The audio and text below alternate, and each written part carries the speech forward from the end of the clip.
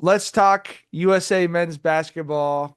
I know all four USA, of us had a very USA, emotional reaction to this, USA. but Tyler, take it away. I'm just that I've never been so emotionally invested in an Olympics men's basketball team ever. I think that this team is going to go down. It's going to hold a special place in my heart when I look back on Olympic basketball, and I'm going to always remember 2024.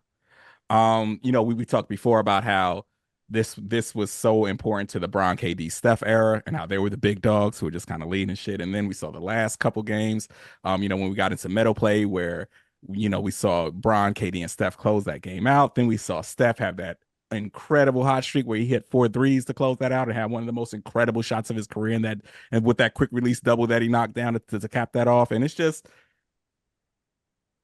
I just feel so appreciative of being able to witness this, right? Like that was just my main takeaway the whole time I was watching basketball. I was like, I'm just so grateful that I've been watching these guys for so long. I'm so grateful that they're playing incredible basketball still at this at this stage in their late 30s and their mid 30s, and it was really just a fulfilling moment just to see USA get the gold in that one. Like this is going to go down as my favorite, you know, Olympic basketball team ever. And my old ass was there for the dream team, the first one. You know what I'm Right, saying? right, But right, right. this squad holds a very very special place in my heart.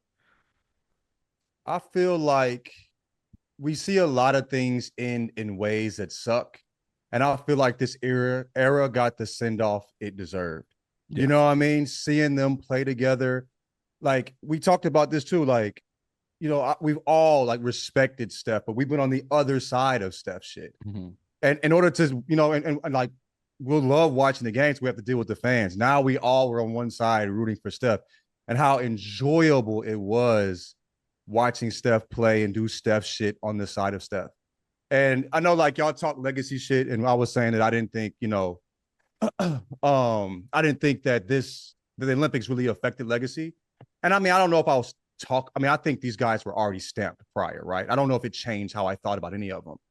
But Tyler brought this up in the group chat where like watching Steph and being a fan of Steph feels so different, even as a fan of him, watching him do shit against you. You knowing he's great, you knowing just how good he is. I mean, it's just a different experience. But seeing like I got actually emotional where I had to like look away, like my voice wavered when like they stopped and did this together.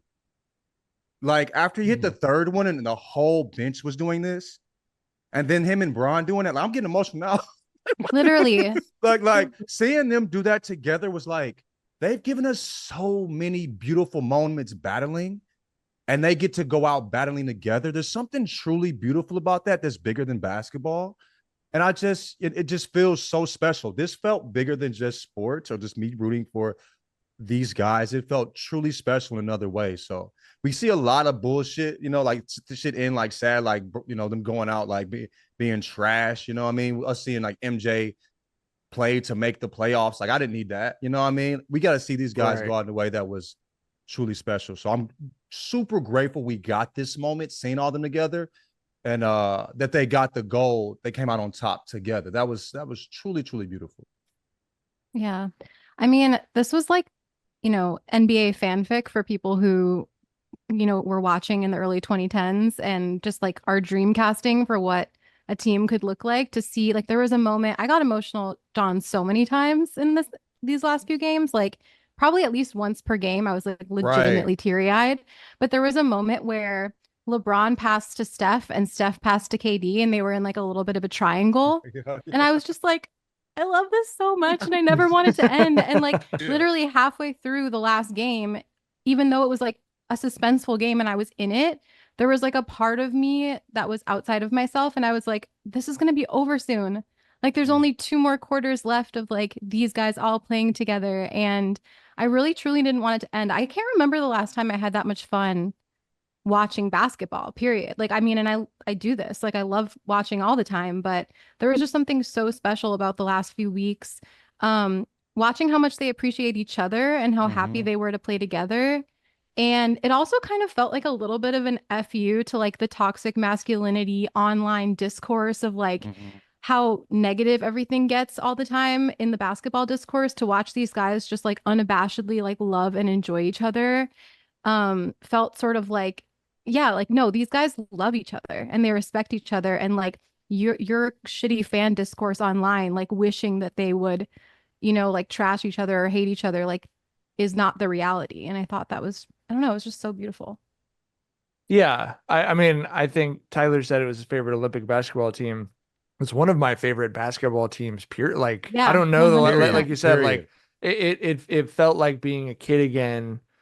In part, I think because we were all rooting for the same thing, and then also just because like it was easy to root for them to beat Jokic, and then it was easy to root for them to beat Gobert in France. As much fun as Wimpy was, but we did talk on the last pod. Like I think the Olympics aren't going to be the tiebreaker for anything in terms of legacy talk or whatever, but I do think I'll never forget that fourth quarter from Steph. I think that will be part 100%. of his like, the memory and the highlight reel and everything else. But what did you guys think? That just felt like an all-time moment from an all-time player, to see him going as crazy as he did to close that game out. Yeah, like I was never on the side that Olympic performances tip the scales when we're talking legacies, but I think that that your Olympic performance can be a bullet point on your resume, right? It can stamp Like, you. It'll stamp yeah, you. You know what yeah, I mean? like I said, when we talk Chuck, when we talk Charles Barkley, we talk 92 and how he was the best player there and how he was ready to go at MJ's head, how he won MVP the next season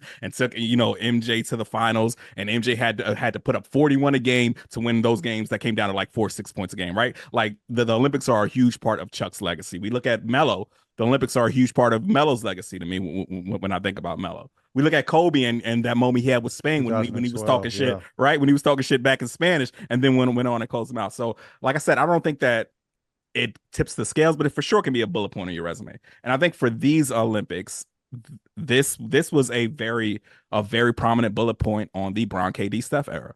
Right. Like Claire said, it was like fan fiction. We had that game in Serbia where they got closed out by a Steph 3, Bron going, freight train full court transition, and KD saucing and getting buckets in the mid range, right? Like that's some shit that you'd see in a movie. You know what I mean? That's 100%. what all three of those dudes do.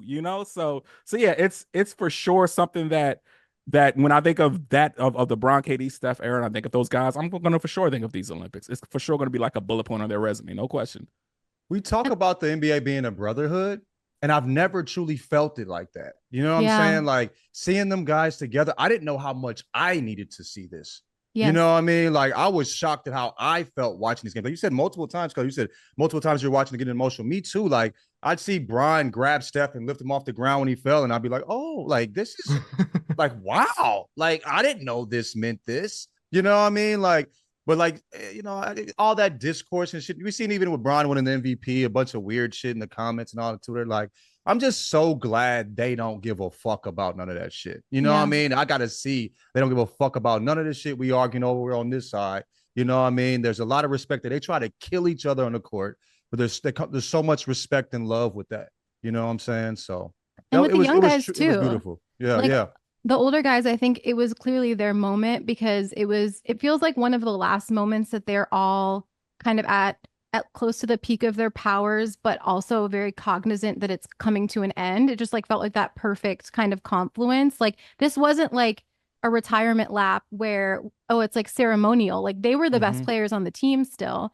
But then at the same time, you have these other timelines intersecting, which was so cool. And just to see the love and respect that the young guys had for them too. Like you could tell that like, some of the younger guys like Ant and Tyrese were like geeked out to be there on this team with them, witnessing fans. it. You saw the fandom, you know what I mean? Did you see, I don't know if you guys are as like sicko as me, where you rewatched the fourth quarters of both games like multiple times, but I rewatched the fourth quarter of Serbia and of the final like probably 8 or 9 times each, honestly, because every time I would like watch a different little section of the screen and see what I missed.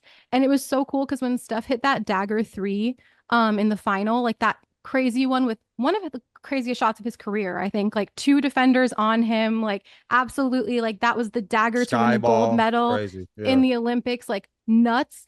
If you look at the bench during that, Tyrese Halliburton and Ant are just hugging and jumping up and down, and it's the coolest thing ever. They're just like in disbelief, and then camera pans to them as Steph goes back down the court, and Tyrese is like, what the hell? Like, how? And you could just tell everybody was so geeked to, like, the old guys were geeked to like play together.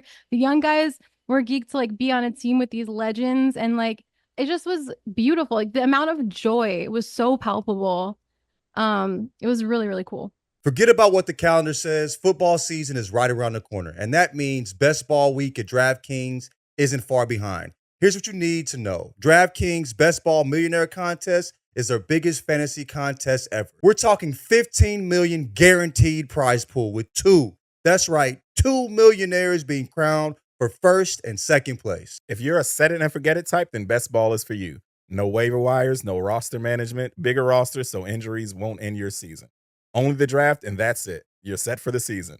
And $15 million in prize money is no joke. Still not convinced? Check this out. This year, DraftKings is offering everyone a Draft One, Get One special. Your $20 entry fee scores you a bonus ticket. Get ready for Best Ball Week at DraftKings. Download the DraftKings app and use code Jenkins. That's code Jenkins, Jenkins, for all customers who enter the NFL Best Ball $15 million millionaire contest to get a bonus ticket. Only during Best Ball Week, only on DraftKings.